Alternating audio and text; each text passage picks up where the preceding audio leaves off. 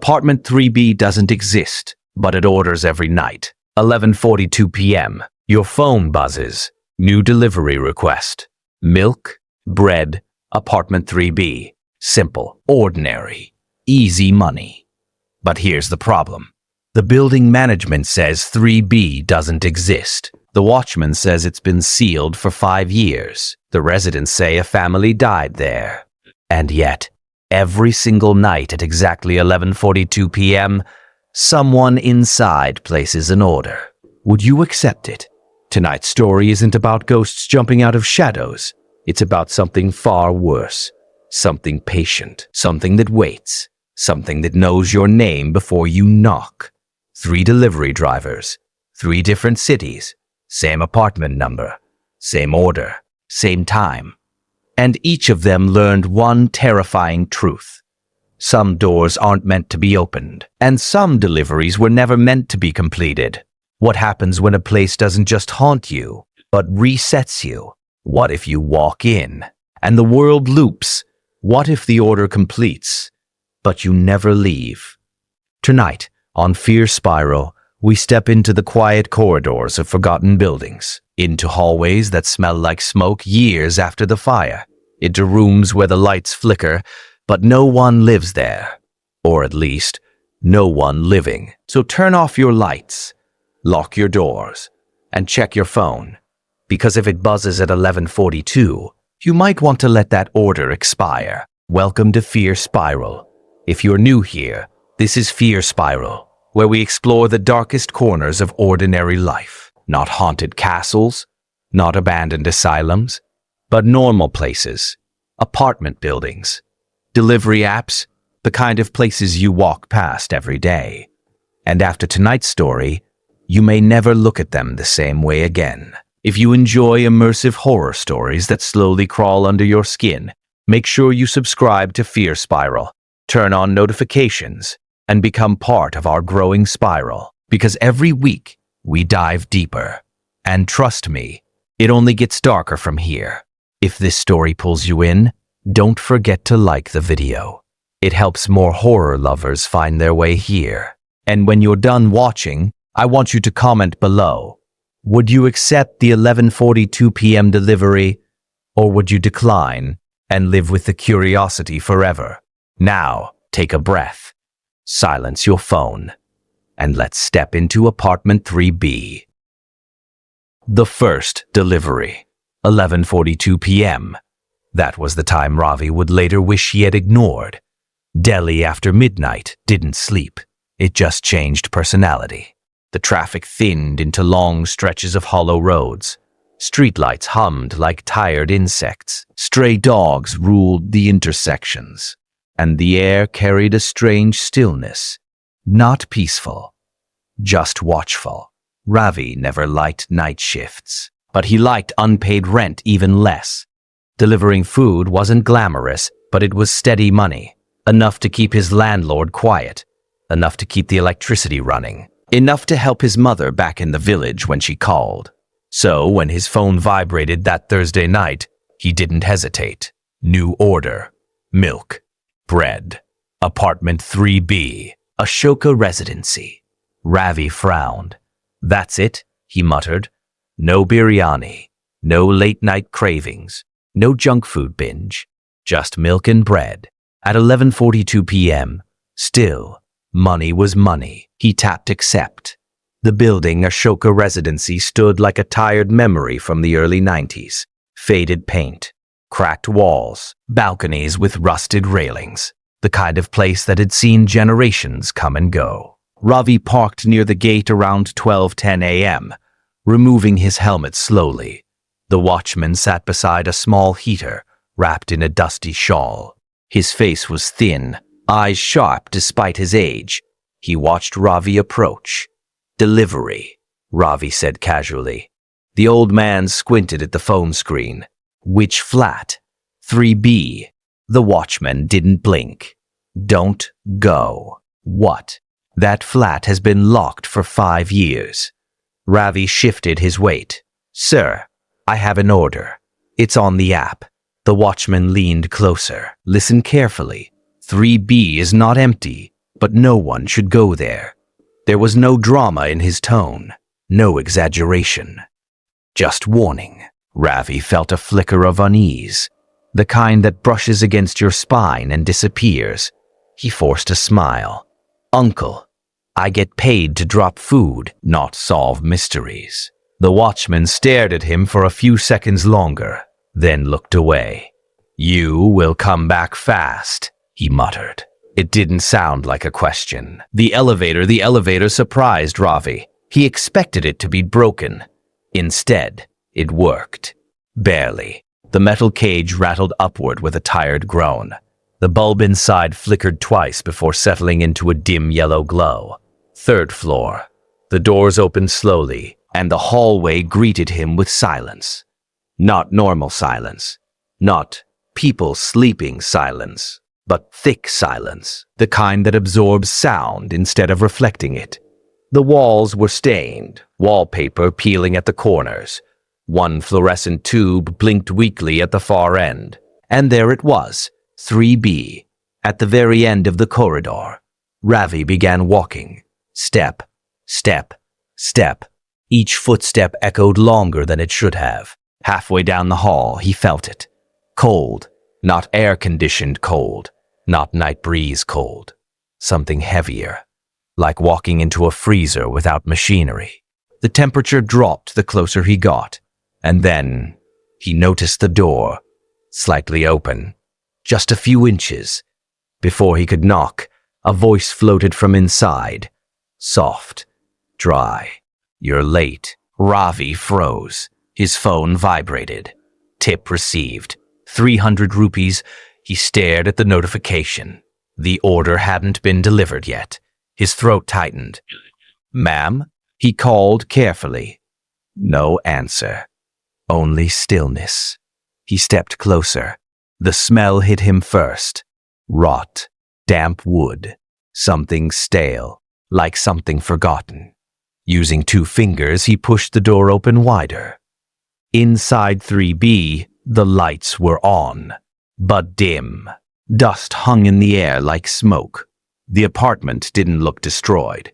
It looked paused, like someone had left suddenly and time had decided not to continue. Old newspapers from 2018 lay near the door, furniture covered in thin dust. On the wall, a family photo.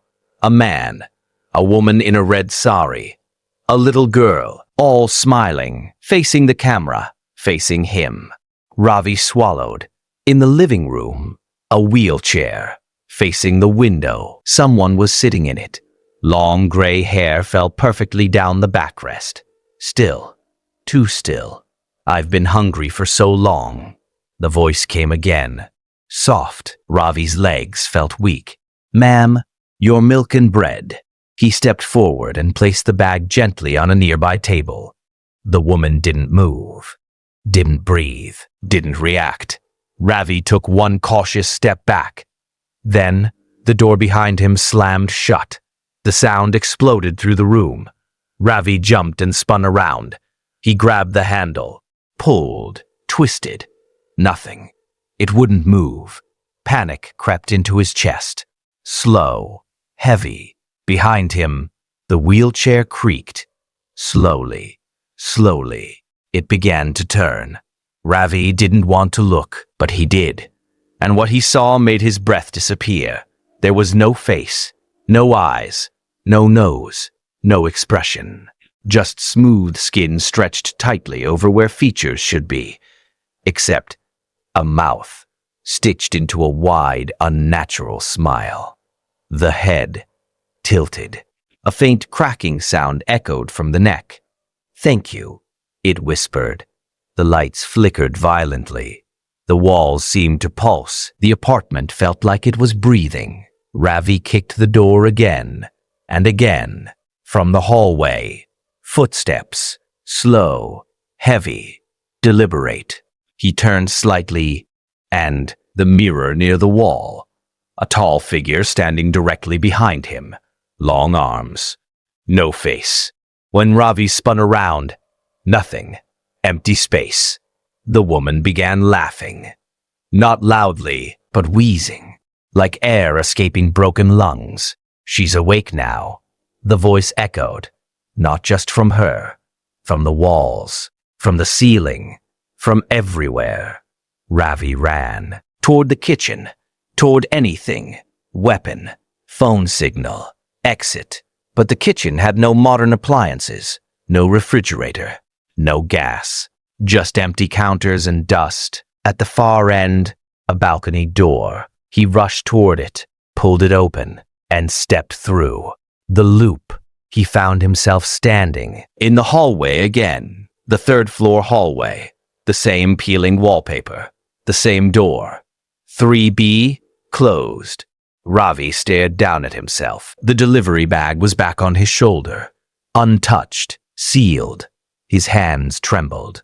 No, slowly, facing the window. The same voice. "You're late." Ravi screamed. This time he didn't think. He ran. Past the door, past the elevator, down the stairs, 3 floors. Bursting through the gate, the night air hit him like a wave. Normal. Too normal. The watchman looked up calmly. "You went." Ravi nodded, unable to speak. The old man sighed. A family died there.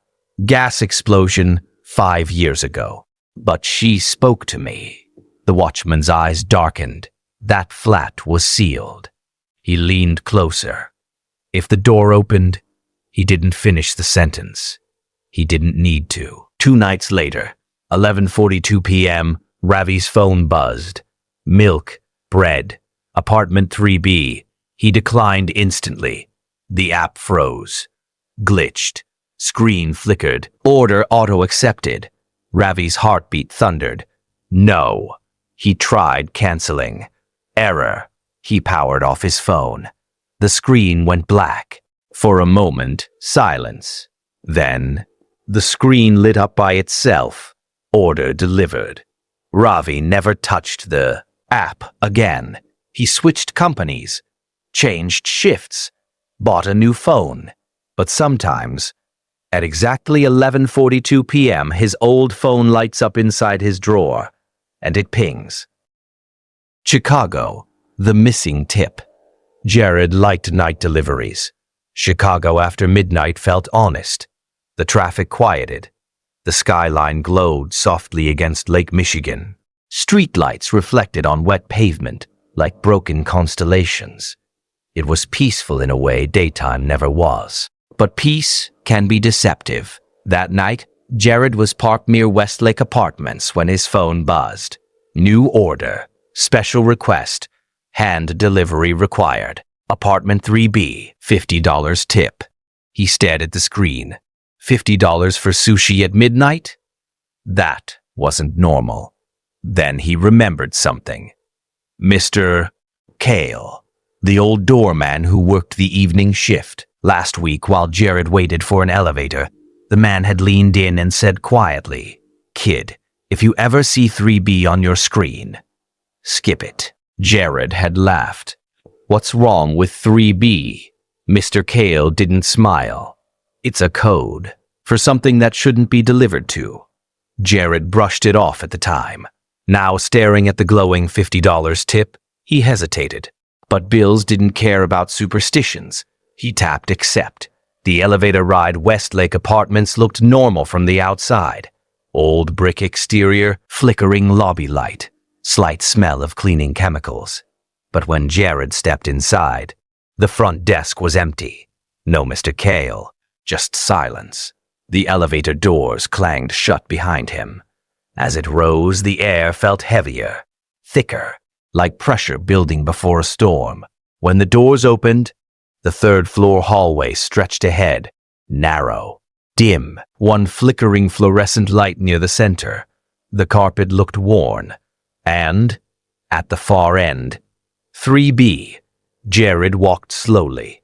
His footsteps echoed strangely, not sharp echoes, muted, like the hallway was swallowing sound. He noticed the door immediately. Deep scratches across the wood, long, jagged, as if something had tried to claw its way in or out. He swallowed, knocked. Silence. Then, the door creaked open by itself. Inside the apartment, moonlight filtered through a cracked window. The room looked staged, plastic sheets over furniture, dust covering every surface, like a property frozen mid-renovation.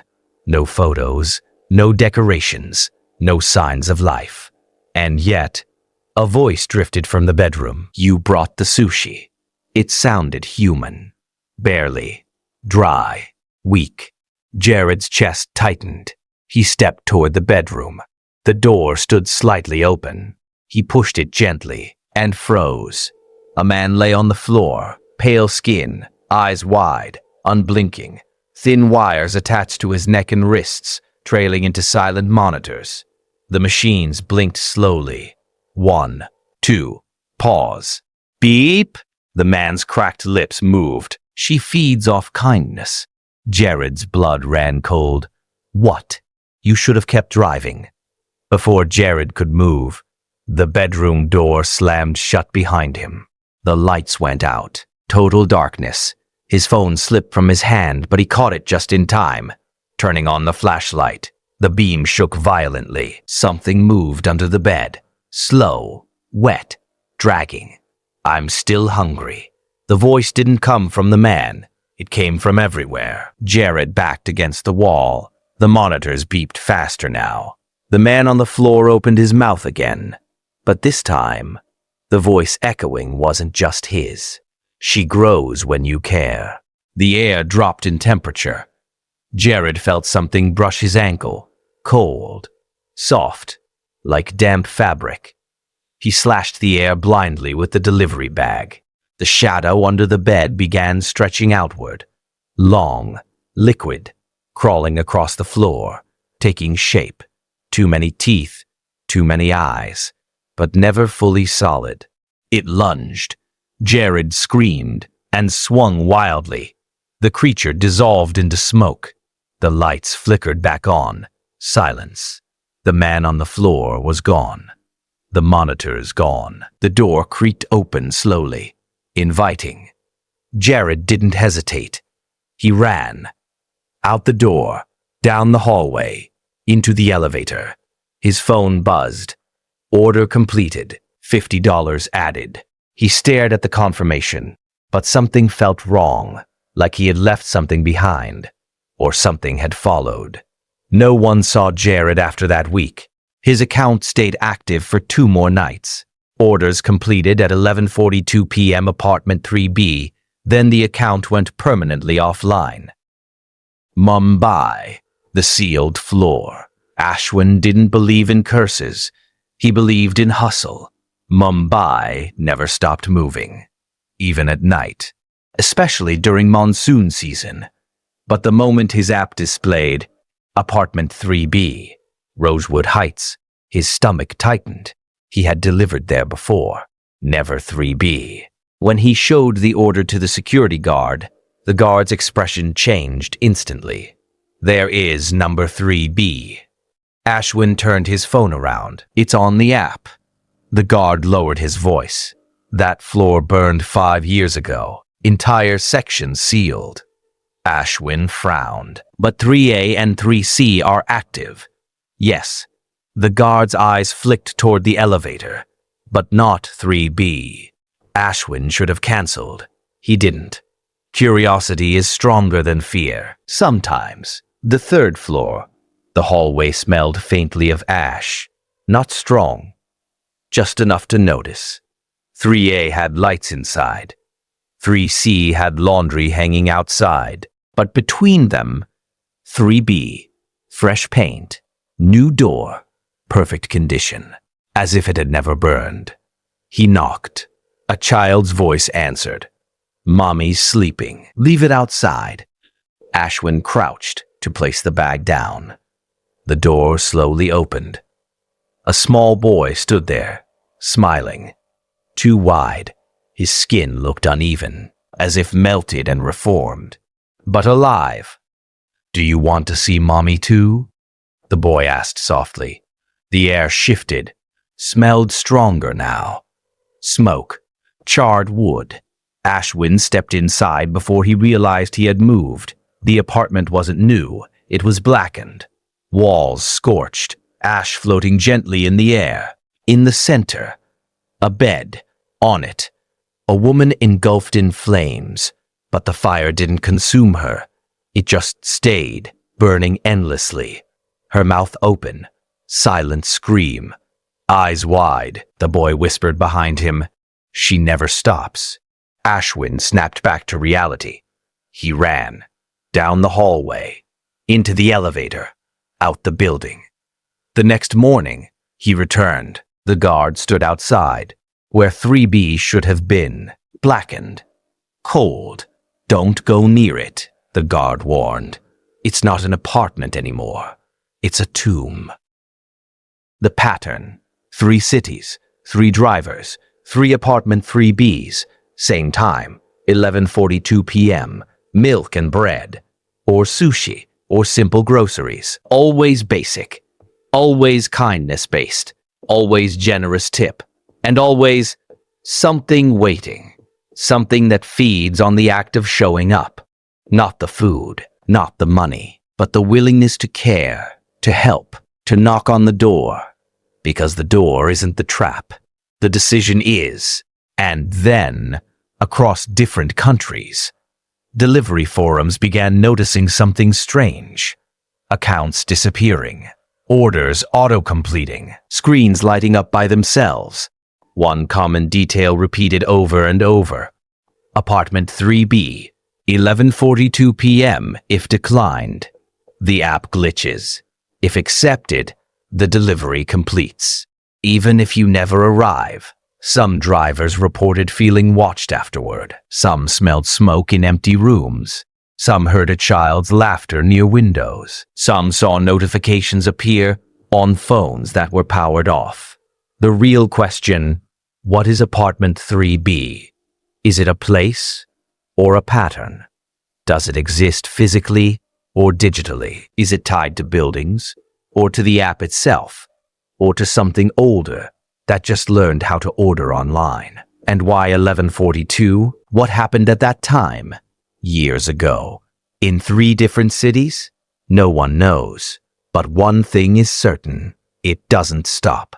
Because somewhere right now, someone's phone is buzzing. Milk. Bread. Apartment 3B. 11:42 p.m. And curiosity is stronger than fear. The delivery that never ends. 11:42 p.m. That's all it takes. A vibration in your pocket. A glowing screen in the dark. A simple order. Milk. Bread. Apartment 3B. Nothing dramatic. Nothing extreme. Just ordinary. And that's what makes it dangerous. Because the scariest things don't announce themselves with thunder or screams. They arrive quietly. They look normal. Ravi thought it was just another delivery. Jared thought it was just a generous tip. Ashwin thought it was just a sealed floor and an old rumor. But every one of them made the same decision. They showed up. And sometimes that's all it takes. Not to fight something. Not to summon something. Not to challenge something. Just to knock. Maybe apartment 3B isn't a physical place. Maybe it's something that exists wherever someone chooses to open the door. Maybe it feeds on attention, on curiosity, or maybe it simply waits for people who believe they have nothing to lose. Think about it. What makes you tap accept? Is it money, responsibility, habit, or is it something deeper? The instinct to respond when someone asks for help. Because every story tonight shared one terrifying detail. The order always completes, even when the delivery doesn't. So if your phone lights up tonight, and the time reads 11:42, and the address says apartment 3B, what will you do? Decline it, or wonder forever what would have happened if you hadn't? That curiosity, that tiny pull toward the unknown, that's where the spiral begins. And once you step into it, it doesn't always let you step back out. Thank you for entering the spiral. If this story unsettled you, if it made you glance at your phone, if it made your hallway feel just a little quieter, Then welcome. You've officially entered the spiral. This is Fear Spiral, where ordinary situations twist into unforgettable nightmares. If you enjoyed tonight's story, make sure you subscribe to Fear Spiral and turn on notifications so you never miss what's waiting in the dark. Leave a like if you'd accept the delivery. And in the comments, tell me, what would you do at 11:42 p.m.? Because your answer says more than you think. And who knows, maybe the next story is already searching for you. Until next time, lock your doors, silence your phone, and if apartment 3B ever appears on your screen, remember, some deliveries are better left undelivered. Thank you for watching, and I'll see you in the next spiral.